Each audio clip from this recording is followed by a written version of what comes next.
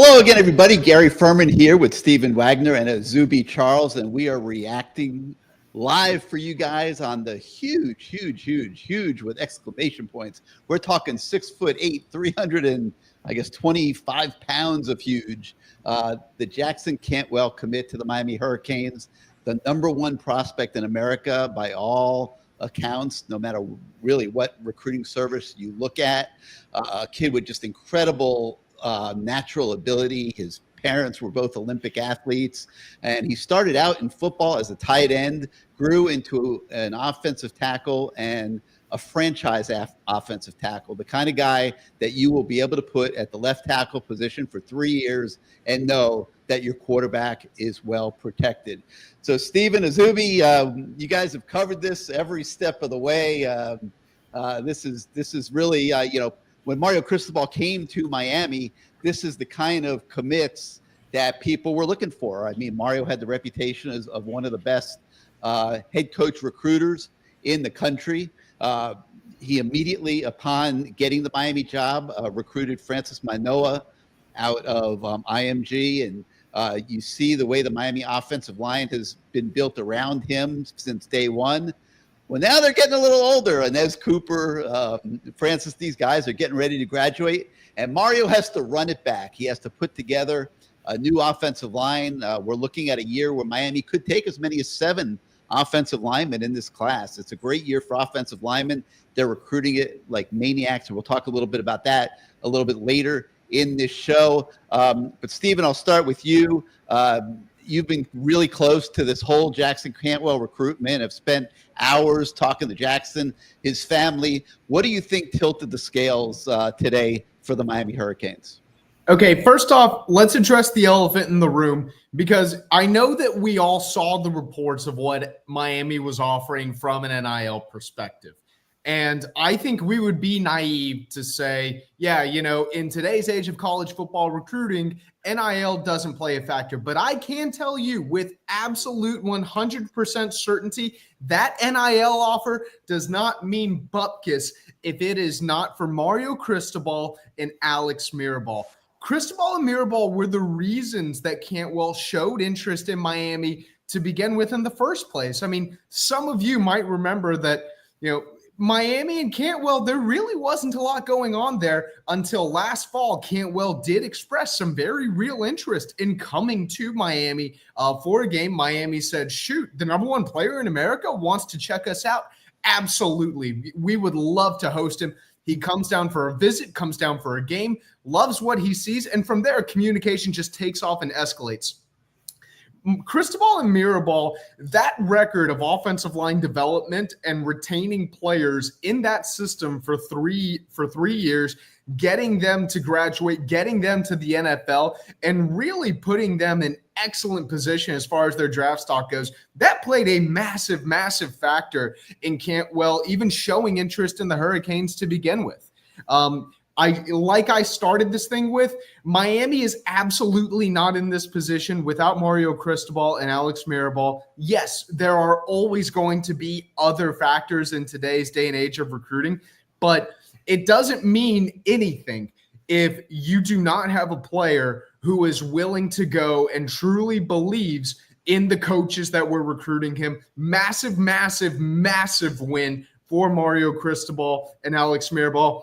I would give this 5 reallys. He is so good. I would say he is really good. Forget the stars, man. Azubi, we just got the Wagner really. He's a 5 really prospect. Consensus 5 really prospects. Azubi, we were not without drama. He visited Georgia this past weekend. Oregon came in, and it wasn't looking so great for Miami at all through this. But then today we started to get wind that this was now turning in Miami's favor. Stephen can poo-poo the NIL, and maybe it wasn't the number one factor. I mean, look, when you can be coached on the O-line, you just got to look at the track record of Cristobal and Mirabal with elite offensive linemen and how they bring them along and get them ready to go into the NFL. And but Miami came in strong. Let's not minimize that. Miami is a school that for many, many, many, many years was cheap as hell. They never gave the proper resources to football or to athletics. And that has totally done a reversal in the last few years. All credit to the administration, to the guys in the community. I know they don't really want to be, out there in front, but there are guys in the community that have stepped up and are hugely supporting this program. And Miami can now go out and compete for Cam Ward. They can go out and compete for Carson Beck. They can go out and compete for Jackson Cantwell. But Azubi, you were all on top of this drama as well. What was going through your mind here in the last 24, 48 hours as you watched this all unfold? Yeah, it took me back to something my dad used to tell me. It costs to be the boss. Obviously, with a guy like Jackson Cantwell, we talked about the NIL stuff too. But when you're in battles with the number one prospect in the country, you're gonna have to do all it takes. Whether that show them play and say, hey, these last two tackles that we've had, Francis Maino, Penei Sewell, they did what you want to do. 3-and-done guys are going to be top 10 picks. Penei Sewell is arguably one of the best tackles in the country, and we've seen Francis Maino get these projections to be top 10 picks, and selling him that dream, I feel like that's absolutely massive. And one thing that I thought was funny, you look at other websites, Dog HU, all that stuff, and Rusty Mandel, I think, posted a year or two ago. He said, you do not want to be head-to-head with Miami at the end, and he couldn't have been absolutely more right. Shout out to Rusty and those guys over there. But in all seriousness, we've talked about this for the past 6 or 7 months of how badly the Miami Hurricanes wanted Jackson Cantwell and how badly the Hurricanes are going to be focused on re-bolstering that offensive line room, because we can potentially see all 5 of those guys be gone. And like you mentioned, looking to take potentially 7 guys, and what better way to kind of start off that trend of landing big time prospects and getting number one prospect in the country. And I think that's going to be a little bit of a trickle down effect, because the Hurricanes are in the mix for a lot of big time guys. And I had the chance to talk to some of the guys that are committed right now. They're saying Jackson Cantwell is going to help this class become a national championship winning class. JJ Sparks and Ben Cogman saying that offensive line is going to be unstoppable with him. And just a lot of guys are feeling that buzz. And I feel like this is arguably the biggest recruiting win for Mario Cristobal, because we saw in last year's cycle you missed out on DJ Pickett, who was that number one guy. You saw the year before you missed out on a Jeremiah Smith, who was that number one guy. Obviously, 2023, you get Francis Maino, who was that guy. But, after those 2 misses with DJ Pickett, who's from Florida, Jeremiah Smith, who's from South Florida, going out to the middle of the country and landing the number one prospect in the country over Georgia, who's been, the big bullies, of college football the past few years, Ohio State, who just won a national title, in Oregon. I feel like that's even better for Mario. Obviously, his old program, giving them one and sticking it to him. I feel like this win is absolutely huge for Mario. Like I said, arguably his biggest recruiting win on the trail so far. Yeah, I don't think Mario wants to lose recruiting battles to Phil Knight, just saying. But, just to give people a feel, for how this is these days. I mean, this is the National Football League, folks. I mean, Jackson Cantwell is represented by Drew Rosenhaus. Okay. Now we here at Miami know Drew Rosenhaus very, very well, the top agent in the National Football League. Okay. He is now representing select high school kids, because this is the type of dollars that are now part of the equation here. Miami had a little bit of an advantage in that sense that I can see. And, at Georgia, they've got their budget like everybody else, but they got a team full of 5-star players. Like, in all honesty, I mean, they getting 5-star players has been like, routine in Athens for several years now. And in today's world, that's extremely expensive. And, they probably had limitations in NIL in terms of what they can do because of how committed they are to their entire roster. Miami doesn't have that kind of roster right now. And although, when you do something like this that's so high profile, you get guys that start to get illusions of grandeur, quite honestly, and start to think that they are worth more than what they really are. And that's how you get the guys like the Isaiah Hortons of the world that leave when they shouldn't have left and go to Alabama. And you get situations like that. Miami's got Carson Beck, who was a very high-priced acquisition in this cycle in the transfer portal, coming off the books after this season. They got Francis Manoa, who was a 5-star coming out of high school, undoubtedly commands a pretty sizable NIL deal now, coming off the books after this season. You got Reuben Bain coming off the books after this season.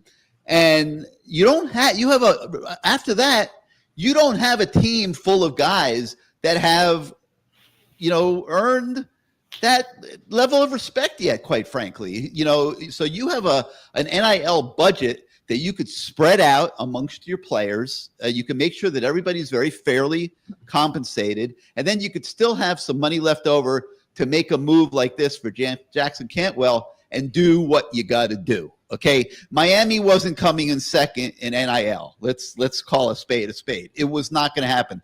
They might have lost this battle. It was not going to be because somebody else, presented a bigger NIL deal, unless maybe it was Phil Knight, quite frankly, who has empty pocketbooks. But they have a similar situation there too. They're managing an entire program. But this is what college football has become, and I think for the Miami Hurricane fans out there and those of us who get to cover the team and everybody who's part of this universe, it's extremely exciting because Miami is competitive at the top level of the game. And now we just have to see it pay dividends on the football field. It almost did last year. Somehow they messed that one up. But they are well reloaded for this coming season. They've done a really good job on the personnel side. A few, maybe some people don't like as many transfer portal guys as they've taken, but they've built up a roster that's not necessarily top heavy, but is much deeper than it's been. And they're building themselves to sustain the level of play that they established last year. And now getting a left tackle that you can pencil in for 3 years and know that he is going to be your left tackle is just massive. And they can fill in the offensive line from there. All right, we'll talk a lot more about this, but for those of you that did not get to see the commit announcement of Jackson Cantwell, I wanted to play it for you right now.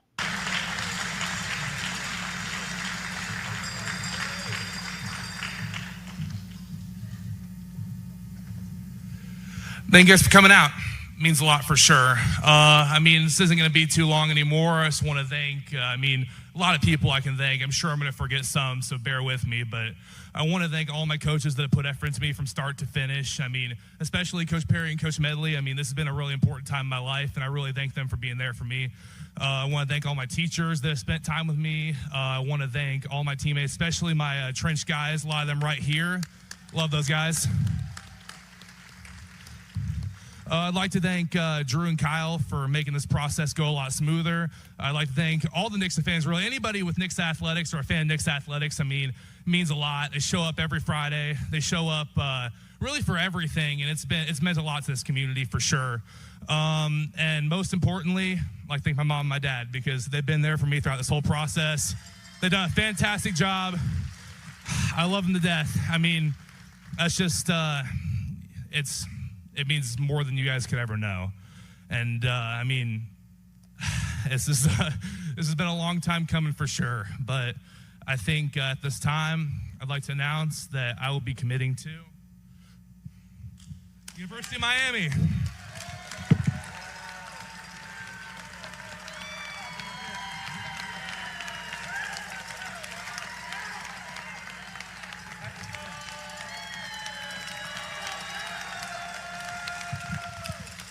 This hat doesn't really fit, but thank you guys. The hat doesn't really fit. Stephen, this is a monster-sized kid. You watch that video, you really almost don't really get a feel for how big he is. He's a legit 6'8" now, going into his final year of high school. Who knows if he's done growing? Could he show up at 6'9" by the end of the year? It's not out of the question. He grew from 6'7" to 6'8", I think, in the last year.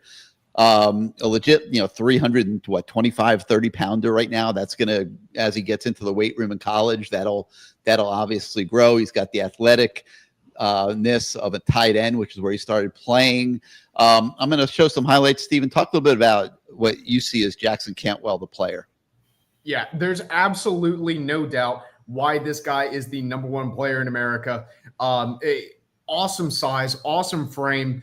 The way that he really marries his feet and his hands, I think, is just tremendously advanced for an offensive tackle at this age. Also, something I don't think a lot of people realize, right now he's 16. He's going to turn 17, I think, either later this month or maybe early next month. So he still has a ways to go before he reaches his full potential. In terms of ceiling, I mean, I think this kid is as much of a first-round draft pick prospect as Francis Maui Noah. I think that this kid deserves the same level of hype as a Francis Maui Noah. I mean, I really don't see what he can't do. There's some stuff that obviously, people point out, how great is he in pass protection? We don't see a ton of pass protection on his highlight tape, so much of his run blocking. Well, what a lot of people don't really realize is, yeah, his team's a spread team, but they are a power spread team. It almost kind of, is a little bit reminiscent of some of those Gus Malzahn, Rhett Lashley, Auburn teams that had success in the early 2010s, just kind of with the way that they really like to ground and pound the football, but, still spread out the defense. He's absolutely going to be a day one starter. I have zero doubt that he will be starting at either left tackle or right tackle for Miami in the fall of 2026. I don't think that, it's too much of a stretch to say that this kid is going to end up being a top 10 draft pick one day. I feel like this is as surefire a commit as Miami has had in really since I can remember, probably since Francis Maui Noah, honestly. I know it's pretty bold to stand here and say, hey, this 16-year-old kid who just committed to Miami is going to go in the first 10 picks of his NFL draft cycle. But I really, really do believe that, if things play out the way they play out and he's able to stay healthy, he's able to avoid injury, I really do think he is going to be that level of good prospect. I think that this is a recruiting win that, it doesn't just say that, Miami has NIL resources, Miami's, pocketbooks are deep enough that they can outbid Georgia or they can go toe to toe with Oregon or anything like that. This commitment to me tells me that Miami has a recruiting model that is absolutely sustainable, especially along the offensive line. I mean, Mario Cristobal and Alex Mirabal have very, very real pull with all of the country's top prospects. This is an elite year for offensive linemen. Miami is, I think, not done yet on the recruiting trail with offensive linemen. They've already landed Jackson Cantwell. Now they've also landed Joel Irvin, the 3-star offensive tackle from Fort Myers. I still think there's a great chance that they will land Kenai Pepe from US or from IMG Academy, who's currently committed to USC. I still think there's a great chance that they'll flip him down the line. They've already got another 4-star offensive tackle committed to them in Ben Congdon. I mean, man, you add Jackson Cantwell to this offensive line class, and all of a sudden we're probably talking about, I think, a class that's going to end up being the best offensive line class in America. Jackson Cantwell was going to be the crown jewel of any recruiting class, no matter, where he ended up. He's absolutely going to be the crown jewel of Miami's, and he is going to elevate this year's offensive line class from good to very good to absolutely elite. I absolutely think that Miami will finish with the best O-line class in America. Well, this is a great start for sure. And those of you that are watching, if you have any questions for us, feel free to post them in the comments, and we will get to them in a moment. But you watch that tape, that highlight tape that we just played, and I mean, he's just manhandling these kids. I mean, there was really not a whole hell of a lot of competition. But if you talk to people that have seen him at the camp settings and stuff where he was against better guys, he held his own and did really well. And that's why all the recruiting services have ranked him the number 1 player in the country. But it does, conjure up some memories of a few years ago. And, in fact, my Miami Dade 305 here is bringing up the elephant in the room. He's remembering the pancake concho, Samson Okunola, a 5-star 3 years ago now, who signed with Miami. He also was able to push guys around in high school pretty well. And it's been a little bit tougher for him at the U once he got to college, and he's going in against other guys that are big. And he had, he certainly wasn't having it as easy as he had it in high school, and has been in developmental mode. Now, as he goes into his third year, if you talk to the coaches, they will tell you Sampson is ready to play. Okay, he will be a rotation guy this season, and he is now ready to play, but it hasn't been the instant success. I mean, you remember, Zuby, they were talking about, creating pancake restaurants, for the pancake honcho. And, John Ruiz was going to create a pancake mix branded after him, and a lot of hype. Why do you think Jackson Cantwell will be different this time around?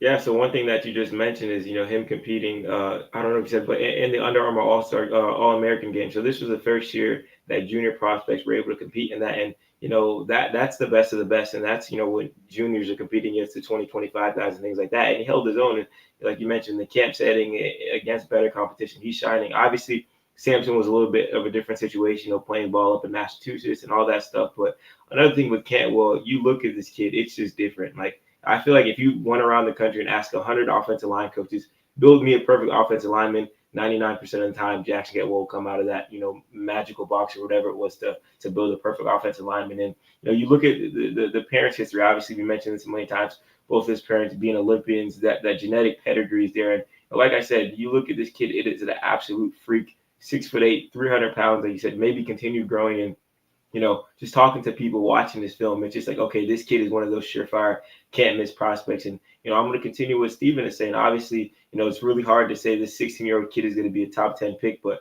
there's not too many guys that you turn on the tape and you see in person that move as well as he does, that plays as aggressively as he does. And you hear, what his coaches are saying about him, coaching the JV kids, after his practice is done, just the little things like that. And, you obviously know that Coach Cristobal and Coach Mirabal do their due diligence when they're looking, at these big time caliber guys, or they wouldn't be so invested in it. And, we always say, on our message boards, whenever we talk, if there's one position that, you'll never be worried about at the University of Miami, that's going to be offensive line. And just seeing them land that number one prospect is absolutely massive. Just seeing how invested they were in the number one prospect speaks a lot about him, who he is, and just the caliber of programs that are chasing him as well, too. And another, funny thing, Coach Mirabal always said, a lot of things will happen before this offensive line is a weakness of this program. And he stood on that. This offensive line looks like it's going to be, something special going on for sure.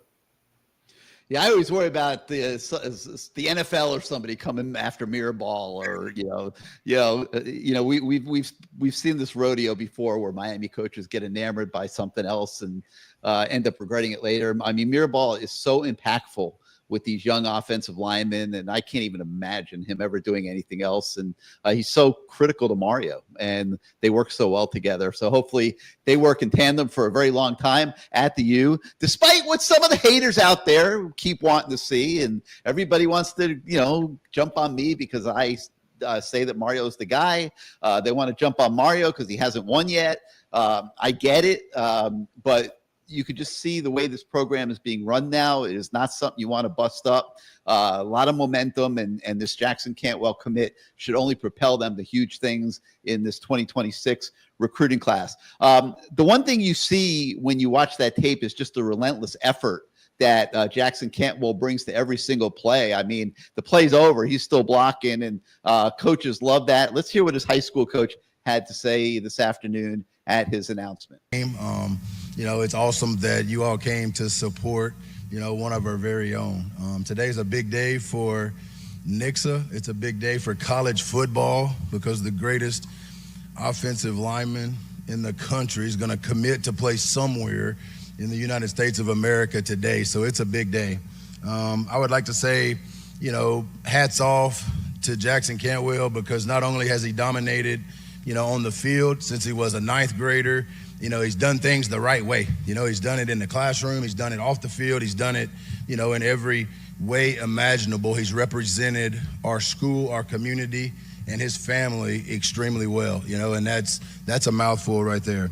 From the first time I saw him when he was, I guess, in the 7th grade, a long, lanky, tight end, I thought, maybe. And then I met Dad. I don't know if he remembers. I met Dad in the barbecue restaurant. And y'all know how parents are, right?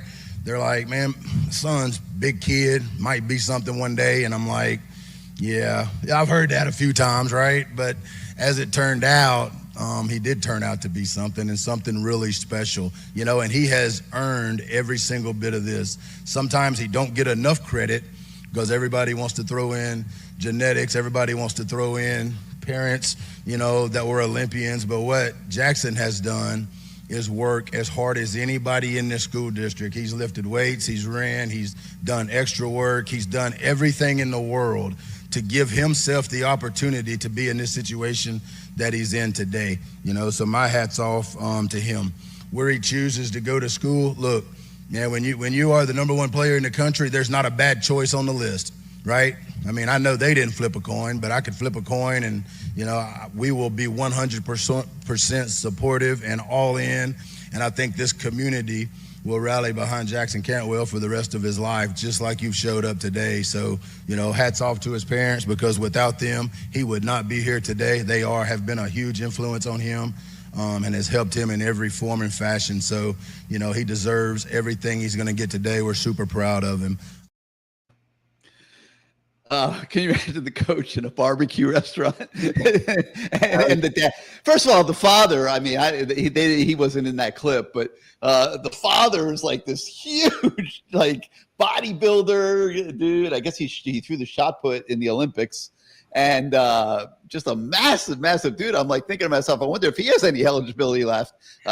You know, he could certainly help out even today. But imagine that scene in that restaurant with him saying, my son's big, he might become something or one day. And now, you know, here you are, I guess probably 4 years later, and he's the number one recruit in the country. He's now a multimillionaire, and life is good at the Cantwell home over there in Missouri. All right, so we've heard from the coach. We've heard from a lot of different guys here. Stephen Azubi, myself. There's a guy that does this full time, these evaluations full time for On3. His name's Charles Power, and he gets to evaluate every player, every decent player in America. He doesn't see every single guy that plays high school football, but he sees all the top guys and he watches them over and over again. He's the guy that's in charge of the rankings at On3, and he made Jackson Cantwell number one. And we asked Charles to give us his Tuesday afternoon synopsis on Jackson Cantwell. Let's take a listen. And he's one of the top, I think, shot putters in the country. He has around a 74-plus foot shot put throw, which is, you know, as good as you'll see from a high schooler. You know, he's, especially, you know, my years of looking at football prospects that throw in track and field, he's certainly one of, if not the best, just with the crazy numbers he puts up, and you can see just the power and the ability to you know, marry his feet and upper body and just the coordination that takes. You know, you can see that on the field. You know, I think right now he's a dominant run blocker.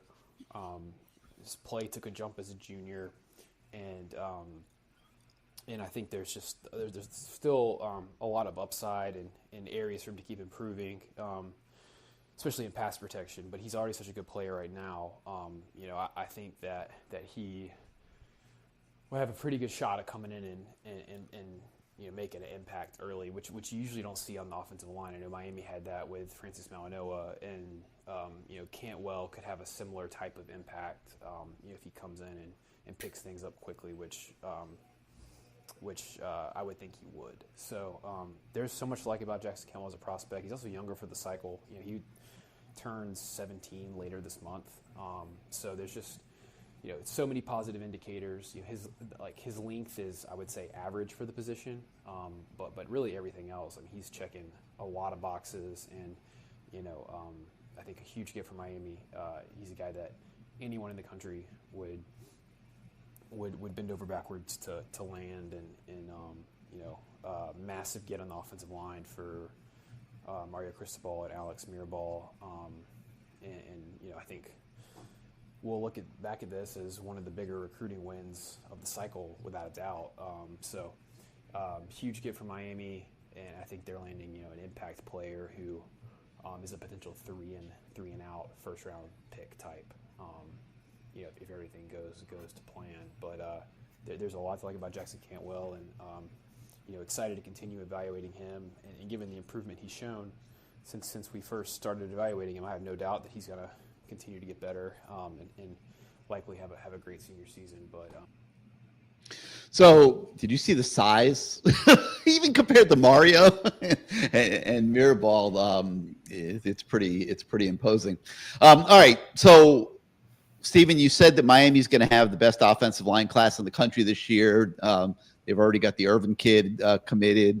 Talk a little bit about how you see this offensive line class coming together, around Jackson Cantwell. Yeah, so first off, I feel great about the offensive linemen that Miami already has committed. I do not believe Miami will lose any of them. I think Miami sticks with every single one of those guys through the end. Joel Irvin, the 3-star offensive lineman, I've heard kind of some comps to Jalen Rivers a little bit almost. He's a really, really versatile guy who can play inside. He can play outside. I mean, man, this kid is a freaking star. He's only listed as a 3-star, but I don't think enough players or enough people really realize how high he was on the Hurricanes board, because the way the Hurricanes board really looked was they had Jackson Cantwell at the top. Everyone that I've spoken to has pretty much said the same thing. Like, Jackson Cantwell is the number one offensive lineman in America. Then they had Kenai Pepe under that. Then they had Joel Irvin under that. Joel Irvin is as solid can be. He's staying here. JJ Sparks is doing the exact same thing. He's another interior lineman. He could be a center too. I don't think he's going anywhere. Ben Congdon, the 4-star offensive tackle from the state of Ohio. Probably not, a kid that's gotten as much love nationally from some of the other recruiting services, but On3 loves him.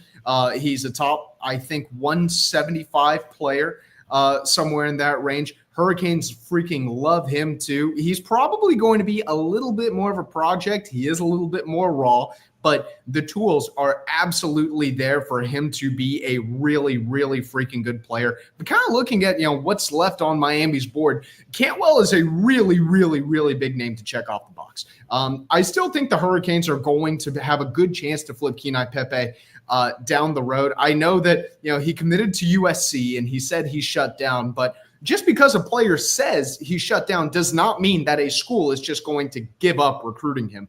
And this kid has been so high on Miami's board for so long, I cannot imagine the Hurricanes just waving the white flag and saying, we tried, but I guess we're just going to let him go to USC. I do not think we've heard the last of Pepe by any means at all. Kind of looking at some of the interior offensive linemen they're left on the board. I think Brett Collegier, the offensive guard from IMG, originally from Colorado, but right now he's playing football at IMG. He is really, really freaking high on the board. The Hurricanes think he is an absolutely elite interior offensive lineman. I think he is very, very good too. I'm really not sure what direction he's going to end up going, but I do know that Alex Mirabal was at IMG earlier today to see and meet with Breck. Some of the other names on the list, Johnny Jones at offensive tackle. He's probably the best remaining offensive lineman in the state of Florida. Top 100 player, really, really long, lanky offensive tackle. I'm not going to compare any of these guys to Jackson Cantwell, quite frankly, because as a prospect, Jackson Cantwell is sort of in a league of his own. But Johnny Jones is a very, very good offensive lineman that has an OV locked in with Miami, and I think is a prospect the Hurricanes are probably going to end up getting down for that OV and probably going to be in a very good position this fall. Be in a very good position to land this fall. Ryan Moret.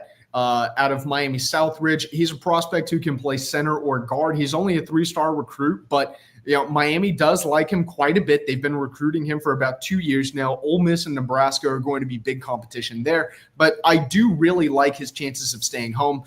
Cannon Pickett.